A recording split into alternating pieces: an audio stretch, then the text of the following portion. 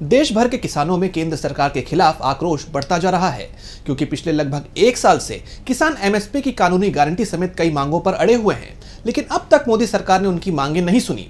कई दौर की वार्ता हुई, लेकिन सब की सब बेनतीजा रही और अब 7वीं बार केंद्र किसानों के बीच बातचीत हुई। तो क्या इस बार किसानों की मांग मानेगी मोदी सरकार? आइए जानते हैं इस रिपोर्ट में। चंडीगढ़ में एक बार फिर किसानों का जत्था इकट्ठा हुआ। यहां किसानों की मोदी सरकार से 7वें दौर की बातचीत हुई। इस बैठक में केंद्र की तरफ से केंद्रीय कृषि मंत्री शिवराज सिंह चौहान, प्रहलाद जोशी और पीयूष गोयल के अलावा पंजाब सरकार की तरफ से कृषि मंत्री गुरमीत सिंह खड्डिया और वित्त मंत्री हरपाल सिंह चीमा मौजूद रहे। वहीं किसानों की तरफ से संयुक्त किसान मोर्चा गैर राजनीतिक के नेता जगजीत सिंह डल्लेवाल और किसान मजदूर मोर्चा यानी केएमएम के संयोजक सरवन सिंह पंधेर की अगुवाई में 28 किसान नेता शामिल हुए।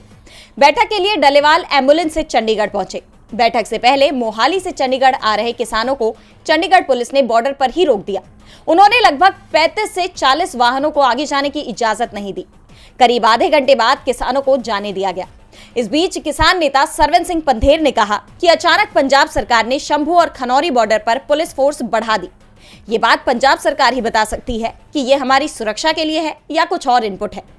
वहीं किसानों की मांगों पर जोर देते हुए किसान नेता सरवन सिंह पंधेर ने कहा कि सरकार के आंकड़े बता रहे हैं कि 15 करोड़ किसान परिवार हैं, यानी देश का 60% हिस्सा अपनी मांग कर रहा है।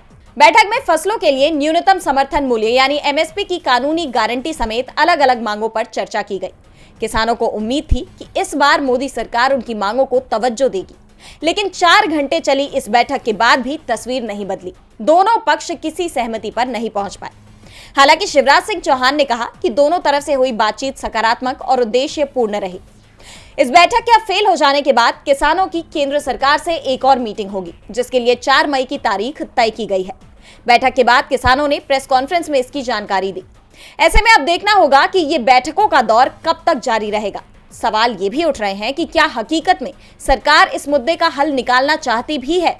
डीबी लाइव हरियाणा की रिपोर्ट।